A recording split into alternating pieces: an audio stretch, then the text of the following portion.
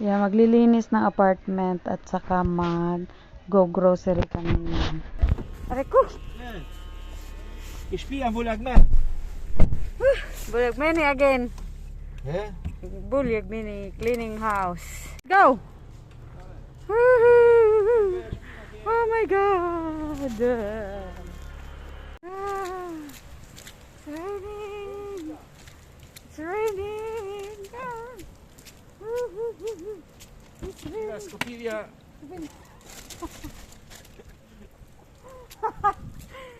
Sorry.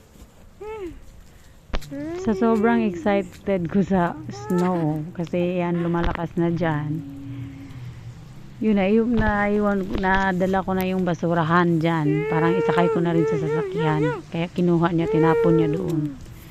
Sabi niya Scopedia basura yun, tinapon niya. Ang bait niya yan, ang bait. So, tapos na kaming naglinis dyan. Galing, papunta na kami dyan sa may grocery na yan. Umuulan ng snow. Tapos, ayan nga. Ito yung sobrang kapal talaga ng snow na lumalabas.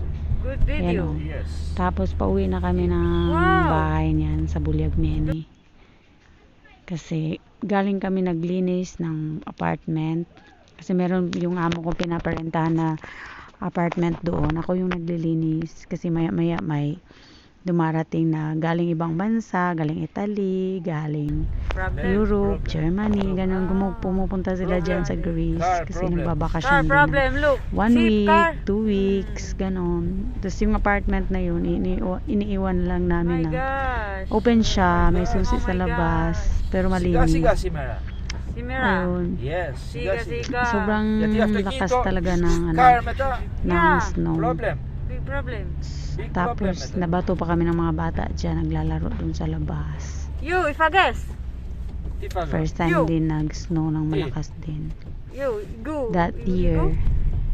Kaya ganun lang din kasaya ng mga bata dyan. Nakakatuwa lang. Pero kailangan namin magmamadali. Kasi baka lalakas yung snow. At yung sasakyan, buti na lang mayroong naka-snow tire siya. Kaya walang problema sa gulong. Kasi pinapalitan talaga yun sa tuwing winter. Pinapalitan yung gulong para makakasurvive siya sa winter. Ang dami ng sasakyan dyan, nakaparada. Parang walang trabaho ng mga tao. Pati yung mga anak ng amo ko, hindi na sila nag-aaral. Nasa loob na sila, homeschooling. Bali, online na lang yung ginagawa nila.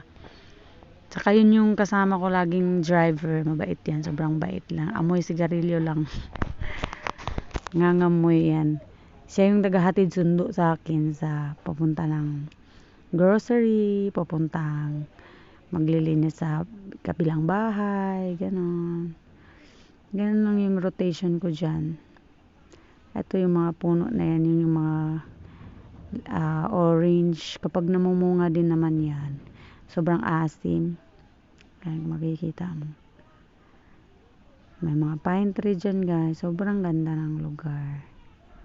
Yan, di na sila makapagbiyahe yung mga sasakyan.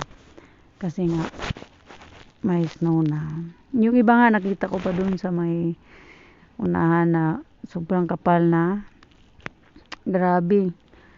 Hindi naiwan na sa gitna ng kalsada yung sasakyan nila. Kasi hindi na kayang tumakbo. Madulas. Ayan, naka-freeze.